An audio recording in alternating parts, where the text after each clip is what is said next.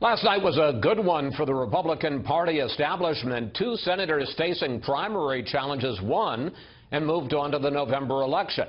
And as Chief National Correspondent Ed Henry reports, that boosts GOP chances of holding on to its Senate majority.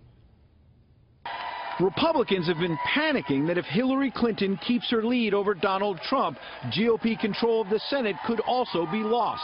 Though even Democrats admit there are now some signs of hope for Senator Mitch McConnell to keep the title of Majority Leader.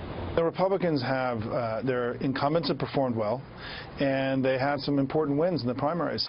In the key battleground of Ohio, Republican Rob Portman has solidified his position enough that liberal and conservative groups have largely stopped pouring money into his race with Democrat Ted Strickland. And in one of those primary battles in Florida last night, Marco Rubio won by over 50 points, giving the GOP more confidence about keeping his seat after he rethought plans to retire this summer.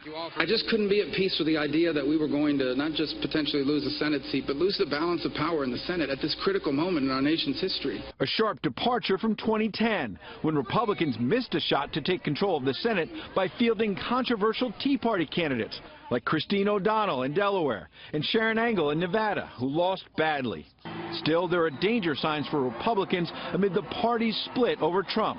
Even in Arizona, where John McCain survived the toughest primary battle of his career, he immediately stressed he would be a thorn in the side of a President Trump or a President Clinton. We must be able to resist from a position of strength ideas coming from the next White House, whoever occupies it, that would take the country in the wrong track. If Democrats flip 4 Republican seats, there will be a 50-50 Senate.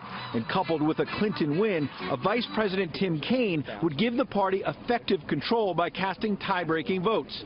Democrats already have 2 of those seats lined up in Illinois and Wisconsin. Meanwhile, Republican seats in Indiana, Pennsylvania, New Hampshire, North Carolina, and Georgia are all in varying degrees of peril.